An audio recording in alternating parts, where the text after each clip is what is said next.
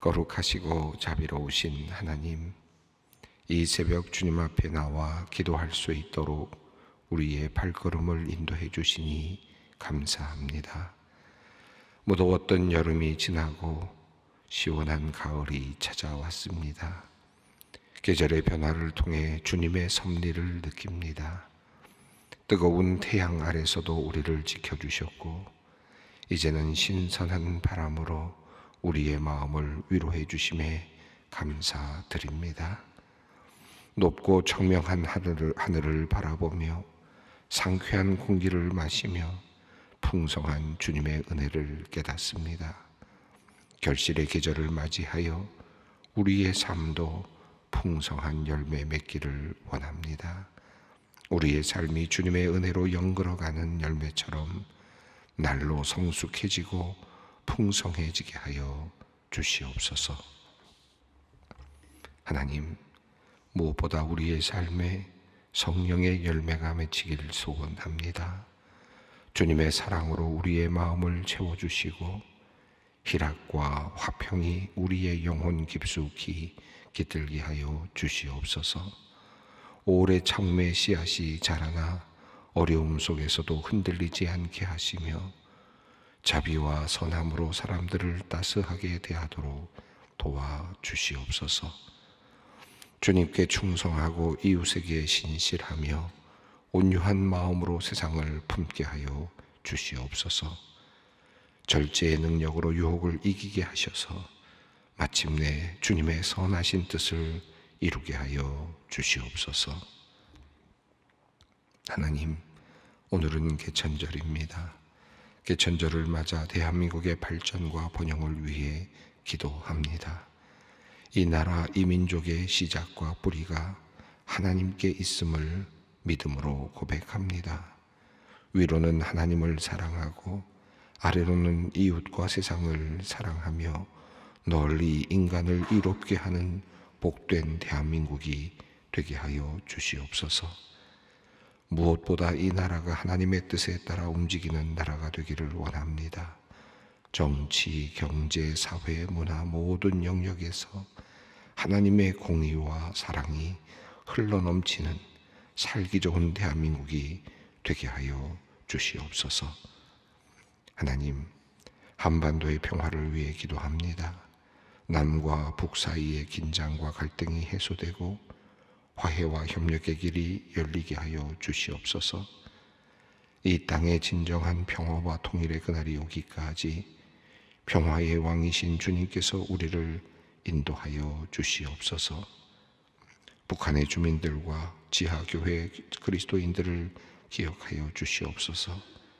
극심한 빈곤과 억압 속에서 고통받는 북한 주민들이 필요한 영양과 의료 지원을 제대로 받을 수 있게 하여 주시옵소서.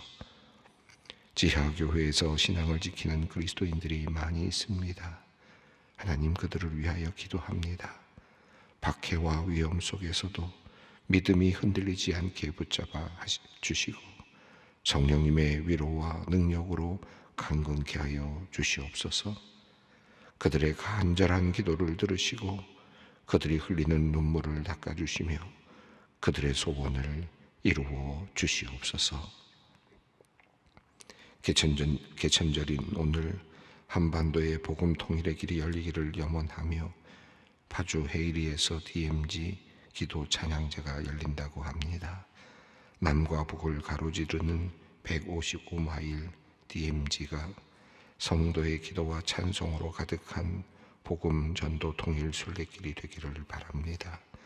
첫걸음부터 기도와 찬송으로 붕의 물결을 일게 하시고 한반도 평화를 위해 기도하는 이들의 마음에 성령의 감동이 있게 하여 주시옵소서. 거룩한 꿈을 꾸며 기도로 준비하는 155마일 DMZ 기도 벨트와 복음 통일 순례길이 순조롭게 조성되도록 성령님께서 함께하여 주시옵소서. 하나님, 세계의 평화를 위해 간절히 기도합니다. 전쟁의 소식은 끊이지 않고 있습니다. 전쟁과 폭력으로 인해 무고한 생명들이 지금도 희생이 되고 있습니다. 이 비극적인 상황을 긍휼히 여겨주시고 이 땅에 속히 평화가 임하게 하여 주시옵소서. 전쟁의 한복판에 있는 민간인들을 보호하여 주시고 특히 어린이들과 노약자들을 안전하게 지켜 주시옵소서. 피난민들에게 안전한 피난처를 마련해 주시고 그들에게 필요한 도움의 손길이 닿도록 인도하여 주시옵소서. 갈등의 근본 원인들이 속히 해결되어서 평화로운 대화와 협상의 길들이 열리게 하여 주시옵소서. 하나님, 오늘도 투병 중인 환우를 위하여 기도합니다. 투병 중인 성도들에게 치유의 기적을 베풀어 주시옵소서.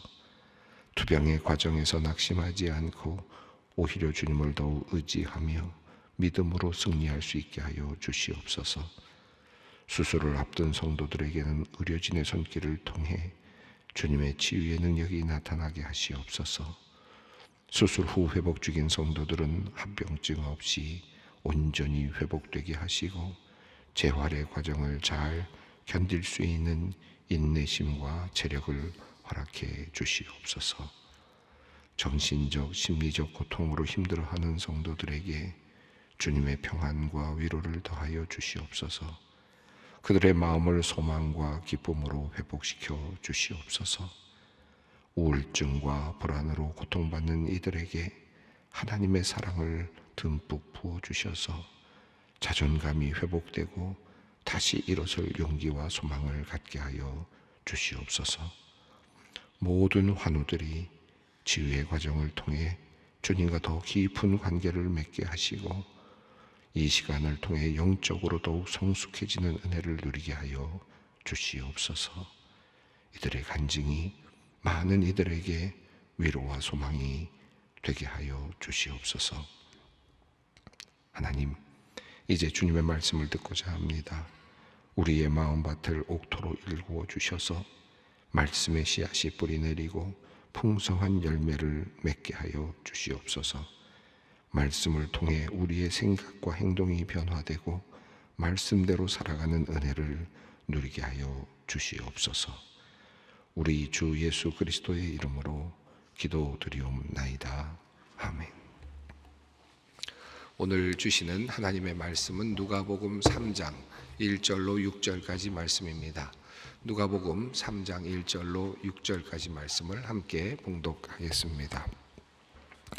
디베료 황제가 통치한 지 15해 곧 본디오 빌라도가 유대의 총독으로 헤롯이 갈릴리의 분봉왕으로 그 동생 빌립이 이두레와 드라고니 지방의 분봉왕으로 루사니아가 아빌레네의 분봉왕으로 안나스와 가야바가 대제사장으로 있을 때에 하나님의 말씀이 빈들에서 사가랴의 아들 요한에게 임한지라. 요한이 요단강 부근 각처에 와서 죄사함을 받게 하는 회개의 세례를 전파하니 선지자 이사야의 책에 쓴 바 광야에서 외치는 자의 소리가 있어 이르되 너희는 주의 길을 준비하라. 그의 오실 길을 곧게 하라. 모든 골짜기가 메워지고 모든 산과 작은 산이 낮아지고 굽은 것이 곧아지고 험한 길이 평탄하여질 것이요 모든 육체가 하나님의 구원하심을 보리라 함과 같으니라. 아멘. 우리는 누가복음 1장과 2장을 이제 지금까지 읽어왔습니다. 예수 그리스도가 누구신가 라고 하는 그 질문에 대한 대답을 여러 사람들 또 천사들 또 통해서 하나님께서 우리에게 주시는 메시지를 우리가 받았습니다. 예수님이 누구신가? 예수님은 그리스도이시고 주이시고 또 구원자이시고 이방인들을 비추는 빛이시고 또 어떤 경우 모든 사람들에게 구원을 주시는 분이시고 이 모든 내용들을 우리가 하나씩 여러 증언들과 찬양들을 통해서 우리 살펴보았습니다. 이제 오늘 본문은 이제 3장으로 넘어가면서 이제 잠시 숨겨두었던 이 세례 요한의 등장을 설명하고 있습니다. 제일 먼저 등장했던 누가복음에서 제일 먼저 등장했던 사람이 이제 세례 요한에 관련된 내용이었죠. 그래서 엘리사벳 사가랴가 이제 나이가 들어서 아이를 가질 수 없음에도 불구하고 하나님의 크신 능력과 은혜로 아이를 갖게 되었던 이야기, 그래서 그 요한의 탄생에 대한 이야기가 먼저 나왔고, 그리고 나서 예수님의 탄생 이야기가 이어졌습니다. 그리고 그 1장에서 이 세례 요한, 이제 요한이죠. 어린 요한이 태어날 것이 주님을 이제 예비하는 존재로 이렇게 표현이 되었습니다. 그리고 구약에서 얘기되었던, 말라기에서 얘기되었던 바로 그 주님의 오심을 준비하는 그런 사람으로 이렇게 묘사가 되었습니다. 그리고 예수님에 대한 탄생에 대한 이야기가 나온 다음에 이제 다시 3장에서 요한이라고 하는 인물에게 다시 이제 집중을 하게 됩니다. 자, 오늘 본문은 요한이 이제 공적인 삶을 시작하는, 예수님의 공적인 삶이 아니라 아직은 세례 요한이 먼저 이제 그의 사역을 시작하는 내용으로 되어 있습니다. 1절 먼저 함께 읽겠습니다. 디베료 황제가 통치한 지 15해 곧 본디오 빌라도가 유대의 총독으로, 헤롯이 갈릴리의 분봉왕으로, 그 동생 빌립이 이두레와 드라고니 지방의 분봉왕으로, 루사니아가 아빌레네의 분봉왕으로. 이 1절 그리고 또 이어지는 2절까지의 내용은 여러 당시 세례 요한이 활동을 시작하는, 공적으로 활동을 시작하던 바로 그때의 정치적 상황들을 표현하고 있습니다. 특별히 당시에 그 지역을 지키고 있었던 주변의 사람들, 세계 정세라고도 할 수 있겠죠. 여러 상황들을 지금 설명하고 있습니다. 우선 로마의 황제는 티베리우스였다라고 하는 것을 알려주고 있고요. 티베리우스가 통치를 시작한 지 15해 되던 해였다라고 해서 특별하게 그 횟수를 정확하게 지금 지적을 하고 있습니다. 티베리우스 황제가 AD 14년부터 통치를 시작한 것으로 역사적으로 기록이 되어 있으니까 지금 15년째가 되었다라고 하는 말을 보면 29년쯤으로 이렇게 추정을 할 수 있을 것 같습니다. 아주 구체적으로 지금 그 시기를 지정해주고 있고 알려주는 듯 보이는 그런 표현입니다. 티베리우스 황제가 통치를 시작한 지 15해 되던 바로 그때에는 주변에 다른 사람들이, 어떤 사람들이 포진되어 있었는지를 설명하는데, 우선 본디오 빌라도는 유대의 총독으로 일하고 있었고, 또 헤롯은 갈릴리의 분봉왕으로 일하고 있었고, 또 그 동생 빌립, 헤롯의 동생의 빌립은 이두레와 드라고니 지방의 분봉왕으로 일하고 있었고, 또 루사니아가 아빌레네의 분봉왕으로 이렇게 일하고 있었다 라고 하는 사실을 알려줍니다. 여기서 분봉왕이라는 말은 지역을 이제 왕을 대신해서 통치하는 그런 개념이죠. 그래서 그런데 여기서 분봉왕은 로마에서 직접 보내준, 그래서 로마에서 내려와서 통치하는 그런 의미가 아니라, 그런 의미는 그런 사람을 총독이라고 이렇게 표현을 했는데, 여기서 분봉왕은 그 지역의 대표자 로서 그 지역을 다스리는, 그러니까 옛날로 말하면 그 지역의 왕이었던 사람들이 로마에 이제 복속이 되어서 분봉왕으로 로마에 이제 모든 것들을 바치기도 하고 세금도 바치기도 하면서 나라를 또 통치하는, 작은 나라처럼 통치하는 그런 개념의 그런 직위라고 할 수 있겠습니다. 당시의 갈릴리 지역은 헤롯이 또 지키고 있었다. 여기서 헤롯은 헤롯 대왕이 아니라 헤롯 안티파스이죠. 그러니까 헤롯의 아들입니다. 그러니까 이제 예수님이 태어날 당시에는 헤롯 대왕이 있었고, 그 아들 헤롯 안티파스가 통치하고 있었던 그런 때로 이렇게 이야기하고 있습니다.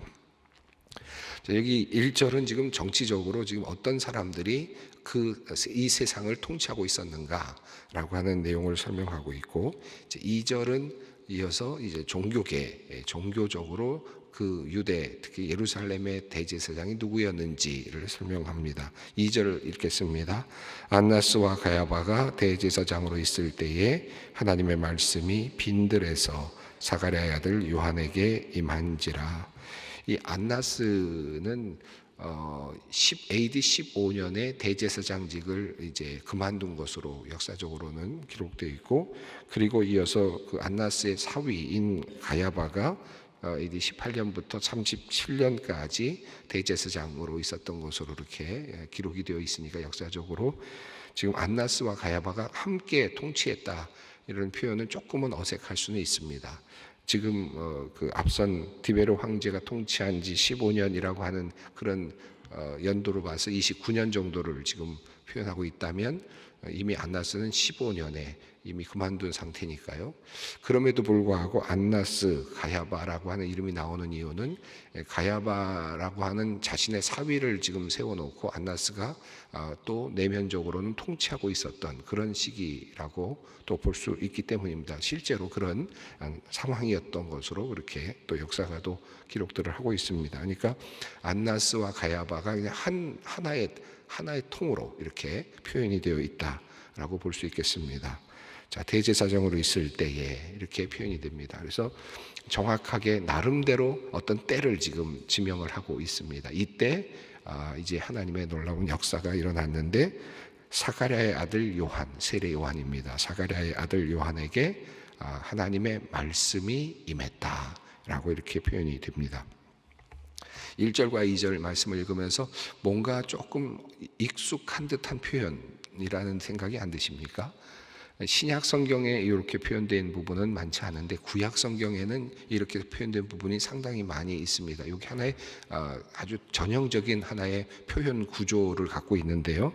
예레미야서 1장 그리고 또 예스겔서 1장, 호세아 1장 이게 선지자들이 그 시작되는 그런 시점에서 표현되는 전형적인 유대교 양식의 표현법이라고 할 수 있습니다.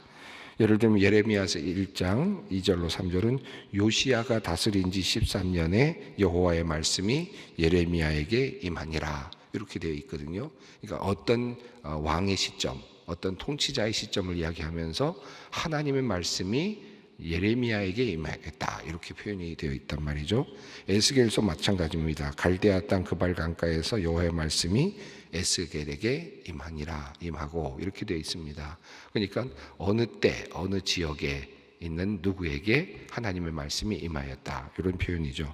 호세아서 1장도 여로보암의 시대에 호세아에게 하나님의 심판의 말씀이 임하니라 이렇게 또 되어 있습니다. 그러니까 어느 때에 하나님의 말씀이 누구에게 임하였다 이런 표현들이 전형적인 구약의 선지자들의 등장과 관련해서 표현되는 표현법입니다. 자, 이 표현법이 지금 누가복음에 지금 등장이 됩니다.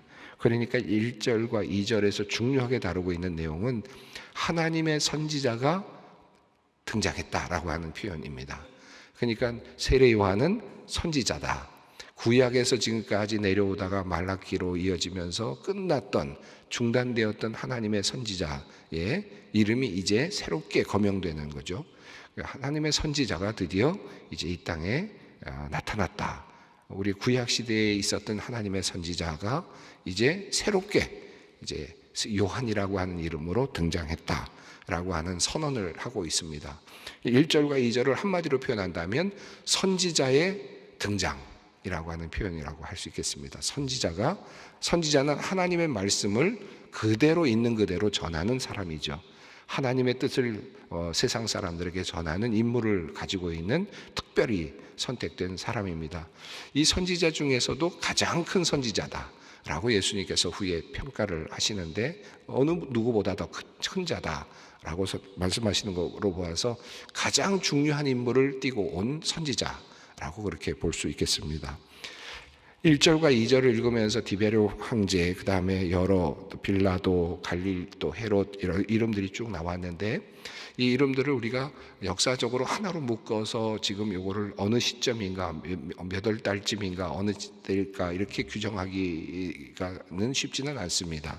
다만 그 당시에 있었던 사람들의 이름이 쭉 나오고 있는데 그런 의미에서 어느 정도 역사적인 어떤 순간을 지금 지정하고 있는 것은 분명하지만 여기서 말하고 있는 누가복음이 말하고 있는 이 이름들의 이야기는 단순하게 그냥 역사적인 어떤 시점을 정확하게 찍어주려고 그것을 증명하려고 하는 그런 의도라기보다는 이제 앞으로 누가복음에 등장할 등장인물들을 소개하는 의미도 있습니다. 이제 앞으로 디베료라고 하는 황제, 갈릴리 분봉왕으로 있었던 헤롯, 그 다음에 동생 빌립, 이런 인물들이 이제 등장을 하게 되는 거거든요. 안나스와 가야바 등장을 합니다. 그러니까 예수님의 이야기 속에서 이제 등장하게 될 등장인물들의 소개이기도 합니다. 바로 이 시대, 이 사람들이 이제 예수님을 죽이는 일에 또 예수님의 사역의 과정 속에 세례 요한이 죽는 과정 속에 이 사람들의 이름이 거명이 이제 될 것입니다. 그래서 이 사람들은 결국 하나님의 역사를 이제 왜곡시키려고 하고 또 하나님의 구원의 역사를 도리어 끊어내려고 하는 사람들의 모습으로 등장을 하게 될 것입니다.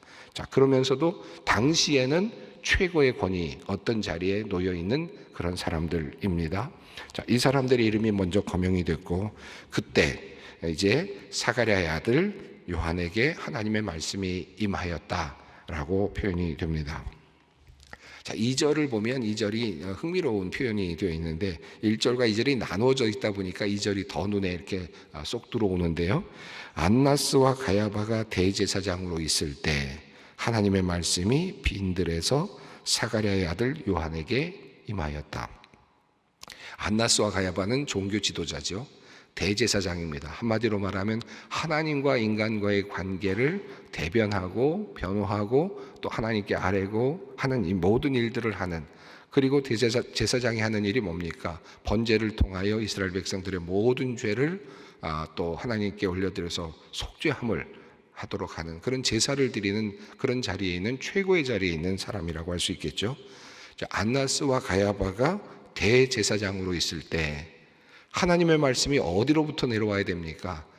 사실은 하나님께서 대제사장을 사용하셔서 그를 통해서 지금 이 땅에 있는 종교적 권위의 최고 권위자이니까 권력의 자리에 있는 사람이고 위치에 있는 사람이니까 하나님께서 그를 통하여 말씀하시고 그를 통해서 역사하셔야 되는데, 안나스와 가야바가 대제사장이라고 하는 직함은 가지고 있지만 하나님의 말씀은 엉뚱한 곳으로 지금 내려오고 있습니다. 빈들로 내려오고 있다. 성전이라고 하는 자리가 아니라 빈들로 내려오고 있다. 종교적인 어떤 권위가 있는 그 자리가 아니라 빈들로 내려오고 있다. 대제사장이라고 하는 위치에 있는 자리가 아니라 지금 빈들에 있는 사가랴의 아들 요한에게 내려오고 있다 라고 하는 사실을 보여줍니다. 이 장면은 사무엘상에 있는 내용이 이렇게 살짝 이렇게 겹쳐지는 느낌이 듭니다. 엘리 제사장이 있을 때, 엘리 제사장이 성전에 있을 때, 그런데 그의 아들이 이제 방탕한 삶을 살고 있으면서 또 엘리 제사장도 이제 흐릿한 그런 영적인 상태가 되어 있을 때 하나님의 말씀이 누구에게 임합니까? 어린 사무엘에게 임하였습니다. 이렇게 하면서 사무엘의 등장이 이제 일어나고 사무엘은 이제 왕을 세우는 그런 일을 하게 됩니다. 또 다른 준비를 하는 그런 존재가 되지 않습니까? 마치 이 2절 말씀은 안나스와 가야바가 종교적으로는 큰 권력을 누리고 있고 큰 자리에 놓여 있었지만 정작 하나님의 말씀은 그에게 도래하지 않았습니다. 사가랴의 아들 하나님의 선택된 요한에게 지금 임하였습니다. 그리고 또 빈들에서 하나님의 말씀이 임하였다라고 그렇게 말씀하고 있습니다. 이 말씀 속에서 이제 역전을 이미 일으키시려고 하시는 하나님의 역사가 이미 벌써 내포되어 있고 숨겨져 있다라고 볼 수 있겠죠. 이제 하나님께서는 역사를 이루어 가시는데 이제 뒤에 나오는 빈들, 또 골짜기가 메워지고 모든 산과 작은 산이 낮아지고 하는 이 평형을 만들고 하나님께서 모든 종말적으로 모든 것을 다시 완성시키는 그런 이야기가 나오는데, 안나스와 가야바 그리고 빈들에 있는 요한, 이것이 완전히 역전되면서 마치 이 안에는 어떤 혁명적인 어떤 흐름이 감지되고 있다. 과거의 종교적인 어떤 세력의 큰 높은 위치에 있는 사람이 아닌 하나님의 역사를 이루어 가시는 최고의 하나님의 역사, 구원의 역사, 하나님께서 이제 이 인간의 세계에 개입해 들어오시는 예수님의 그 사역, 여기에는 도리어 종교적인 그 대제사장들이 역할이 있는 것이 아니라 사가랴의 아들 요한에게 이제 그 역할이 주어지는 혁명적인 그런 하나님의 역사가 드러납니다. 자, 3절부터는 세례요한이 이제 그가 했던 일에 대한 내용입니다. 3절을 읽습니다. 요한이 요단강 부근 각처에 와서 죄 사함을 받게 하는 회개의 세례를 전파하니. 이 회개의 세례라고 하는 말을 전파했다, 설교했다 라고 이렇게 표현이 되어 있으니까 회개의 세례를 베푼 것뿐만 아니라 회개의 세례의 필요성에 대해서 역설했다, 다시 말하면 선포했다라고 하는 것입니다. 이 세례 요한에게 있어서 가장 중요한 것은 지금까지 있었던 이 유대교의 정결례, 그러니까 대제사장을 중심으로 해서 내려오고 있었던 그런 제사들, 번제라든지 속죄제라든지 속건제라든지 이런 모든 제사들을 넘어서서 빈들에서, 성전이 아닌 그곳에서 이제 죄 사함을 받게 하는 회개, 단 1회의 회개이면서 뒤에 나옵니다만 이 죄 사함을 받게 하는 회개는 삶이 동반된, 삶이 변화되는, 삶이 바뀌는 회개입니다. 이 회개에 대한 내용을 선포하기 시작했다라고 하는 것입니다. 지금 3절만 가지고는 이 죄의 회개에 대한, 죄 사함을 받게 하는 회개의 세례가 무엇인지 정확하게 드러나지 않는데, 다음에 이어진 내일 본문에 나오는 내용을 보면 이 세례 요한이 이야기하고 있었던 세례가 어떤 것인지를 조금 더 깊이 알 수 있게 됩니다. 그러나 이것은 지금까지 유대교가 가지고 있지 않았던 파격입니다. 완전히 다른, 그러면서도 새로운 관점으로 보여지는데, 이제 그러니까 새로운 시대가 도래했음을 알려주는 것입니다. 기존의 종교적인 틀, 유대교라고 하는 종교적인 틀이 아닌 완전히 다른 하나의 틀이 벌써 시작이 되면서 이제 새로운 하나님의 구원의 역사가 시작되고 있음을 우리에게 암시해주고 있습니다. 자, 그가 이야기한 내용이 4절부터 나오는데요. 4절과 5절, 6절을 읽습니다. 선지자 이사야의 책에 쓴 바 광야에서 외치는 자의 소리가 있어 이르되 너희는 주의 길을 준비하라. 그의 오실 길을 곧게 하라. 모든 골짜기가 메워지고 모든 산과 작은 산이 낮아지고 굽은 것이 곧아지고 험한 길이 평탄하여질 것이요 모든 육체가 하나님의 구원하심을 보리라 함과 같으니라. 세례 요한이 빈들에서 그 죄 사함의 세례를 설파하고 전파할 때 그것을 누가는 어떤 것으로 이해했느냐 하면 구약 이사야서 40장 3절로 5절에 있었던 그 말씀이 이제 이루어지는, 성취되는 개념으로 보았습니다. 세례 요한은 단지 그냥 어쩌다가 나가서 빈들에서 외치는 그런 소리가 아니라 이미 오래전부터 예정되었고 선지자 이사야가 이미 환상으로 보았던, 그리고 이미 알고 있었던, 보여주었던, 예언했던 바로 그 사건이 이제 이 땅에서 이루어지는 것이었다라고 하는 것을 알려줍니다. 광야에서 외치는 자의 소리, 바로 세례 요한의 소리였고, 그 세례 요한의 소리는 주의 길을 준비하는 것이었고 그의 길을, 오실 길을 준비하는 것이었다라고 하는 겁니다. 예수 그리스도를 모시기 위해서 이제 그 길을 이제 닦고 있는 세례 요한의 모습이라고 할 수 있겠습니다. 그리고 그것은 이렇게 그렇게 함으로써 6절에서 모든 육체가 하나님의 구원하심을 보리라라고 했던 그 약속을, 하나님의 언약이 이루어지기 위해서 그가 지금 그 길을 닦고 있다라고 이렇게 말씀하고 있습니다. 이제 뒤에 나오는 내용과 연결해서 우리가 봐야 되겠습니다만은 우리가 하나님의 아들 예수 그리스도를 어떻게 만날 수 있는가, 어떤 모습으로 어떻게 우리가 하나님의 아들 예수를 만날 수 있을까, 이 육체로 오신 예수님을 만나는 지금 이 관계 단계를 누가복음이 전하고 있는데요.